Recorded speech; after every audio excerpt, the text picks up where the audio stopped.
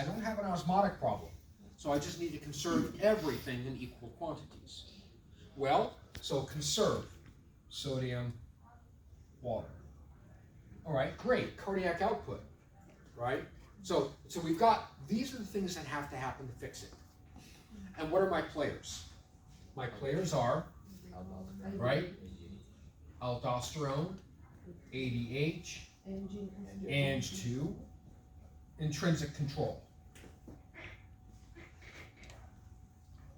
Also, osmoreceptors, but in this case, they're not playing a role. No. And pressure receptors. Your baroreceptors.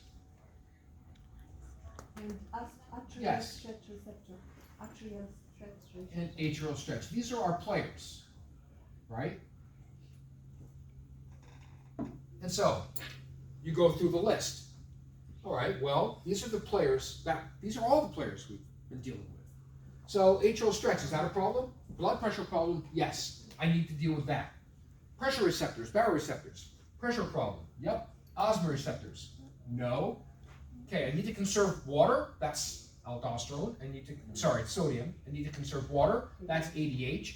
Ang2 is going to affect both of those. Okay, in addition to Ang2 is also going to affect cardiac output, resistance, and thirst. Okay, and then we can layer on intrinsic, which is always involved with changes. So now you know these are involved. Okay, great. So aldosterone is involved. If I want to conserve sodium, what do I want aldosterone? Higher or lower? Increase. Higher. Yeah. ADH. Higher. Ang2. Higher. Pressure. You know. So you see what I'm doing here? I'm creating the map backwards. Because if it's homeostatic, the responses that you get are going to make sense from a physiological standpoint. They're going to correct the problem. And so once you know, well, aldosterone's involved. Well, that means, and how is it? Well, it's not the osmoreceptors. So aldosterone is being stimulated by, the pressure receptors, hypothalamus, and angiotensin. Because angiotensin, this is one big thing you want to make sure you know all the things that angiotensin does, because it crosses. This is the one that integrates across more than anything. Right? So you can start to work backwards. But always start off with, because a lot of these questions, I'm saying, you have this problem, what's the response you see? Right? This skips right to the response, and then you backtrack to the mechanism as needed. Right? As you go through your multiple choice or whatever it is. You backtrack and explain the mechanism as they're involved. Clearly in this one, no osmolarity. But what if you had an osmotic problem, but not a blood pressure, blood volume problem? Let's go through our list again. Okay, so we have a blood osmolarity problem. Let's say increase in osmolarity. So there'd be like dehydration? What do I need to fix? No, we're not even worried about what it is that caused it. Let's just say you could have just eaten a whole bunch of Doritos and not had anything to drink. I guarantee your salt level in your body is crazy right now. But you didn't have anything to drink, which means you don't have a volume problem and you don't have a pressure problem. You just have an osmotic problem. So what do I need to do at the end? Decrease osmolarity. Oh, well, so what's going to be involved? Atrial stretch? No. Pressure receptors? No. Yes. Okay. Aldosterone? Well, if I want to decrease osmolarity, I have to inhibit. right? I don't want aldosterone, but I want ADH. Yeah. Right? And this is where it gets a little sticky. Angiotensin 2. Is there anything that's going to stimulate angiotensin 2 release? Low blood pressure. Are you expecting increased flow past the macular density because of this? Has GFR changed? No. Doesn't seem like an osmotic problem would cause a GFR alteration. So I don't need to worry about that. So pretty much it's the osmoreceptors that are in the adrenal glands detecting this, and the hypothalamic osmoreceptors that are causing aldosterone cutting, so these are not being secreted, and the osmoreceptors are stimulating this. And that's all you get, because the cardiovascular responses aren't needed here. So you don't have to worry about any of that on that entire chart. So start with your condition, get to what you want the change to be to fix it, and then ask who's playing a role. And then you backtrack from there, because you know the individual mechanisms. It's the putting the pathway together. So this is one of the more, I think, intuitive ways of doing it. Instead of going through all of the steps to get to the end, go from there to the end, and how did I get there? Right? What do I need to fix osmolarity? Right? I don't need my heart involved. Oh, and thirst, obviously, would still be involved. Yeah, Is so low- thirst would be, Oh, yeah. Yeah, yeah. Low Well, blood volume and hemorrhage. Increased, you're going to want to drink. right. Is low blood volume and hemorrhage the same pathway for this? Yeah, so no, because low What? blood volume due to hemorrhage does not involve an osmotic response. But low blood volume is an osmotic response? No, Neither one. Low blood volume is a volume problem. Okay.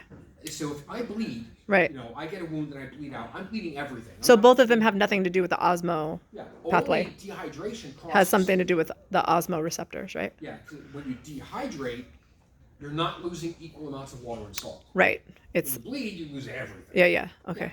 And so, you know, I think this is a more intuitive way than trying to memorize the whole chart and everything, is think about the players, because I'm not going to have you recreate the entire pathway.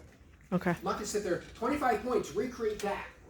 Right. That's not how I test. How do I test? Multiple Application. choice. Yeah. I test application. You have this problem, what's going to happen? The sympathetic response will be only stimulated if the cardiovascular center is stimulated. For the most part, that feedback to the hypothalamus will stimulate sympathetic outflow. Yeah. Right? And you're not really getting that here. Now, you do have an osmoreceptor up in the hypothalamus, but it's tied to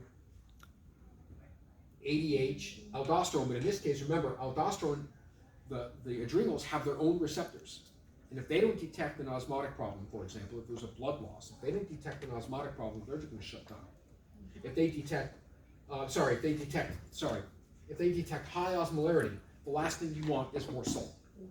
So they're going to say, high osmolarity, we're not releasing aldosterone, I don't care what you tell me to do. We saw that problem, right? And so those osmoreceptors, which would try to stimulate both of these, fails here, it succeeds there. What if you had too much, if your blood was too dilute? Yeah, so You would let's have do a that. low osmolarity? So let's do that, right? This is how your studying should be for this, is posing scenarios. So I have no idea how you would get this. Let's say decrease in osmolarity, but everything else is fine. Blood pressure, blood volume, all normal. I have no idea how you get that point, but let's see how the body would deal with it. Maybe someone put non-isotonic saline drip and screwed up. Let's say that. So normal volume, right? Decrease in osmolarity. I need to increase osmolarity. But there's no change in blood pressure or blood volume. So those cardiovascular, not involved, not involved. Yes, involved. Now I need more salt, less water. But I'm not sure I'm going to have much of a choice there. We have, Because when you get salt, it drags water with it, right? yeah, well, that's part of it too. Yeah. I mean, once you start absorbing salt, you're going to start pulling water with it.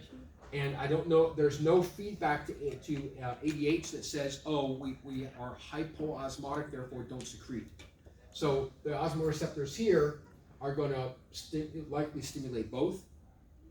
But the water doesn't follow the sodium when in the nephron distal because it's only. And the distal convoluted tubular Yeah. can, but not in the collecting duct. The collecting duct it can, but in the distal convoluted tubular. In the book it said in the nephron distal the water never follows the sodium because it's hormonal influence. In the proximal It's what? I'm sorry, I didn't catch the last. it said in the nephron distal nephron Yes. the water never follow the Yes. sodium because it's hormonal influence. Hormonal. Yeah. But in the proximal convoluted tubule the water will always The follow. tight junctions between the tubular cells of the distal nephron are not as tight as in the collecting duct. It's not completely water impermeable. So water can leak paracellularly, but not in the collecting duct. The tight junctions do not permit it. So this is cortex, not medulla. Cortical area, you can get sodium going and then water will follow osmotically by paracellular route. But in the collecting duct, it is completely impermeable unless there are aquaporins.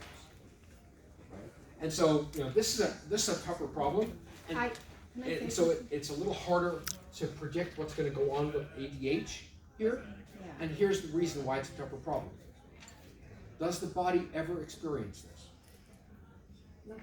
Think of any situation that would result normally 10,000 years ago in a normal blood volume and pressure but low osmolarity.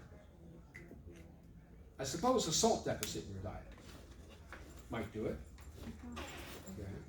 But the osmoreceptors, remember you have two levels of osmoreceptors, brain And on the here. And if you're adrenocortex. stimulating both osmoreceptors for aldosterone release, but only one of them for ADH, you're still going to get more salt than water.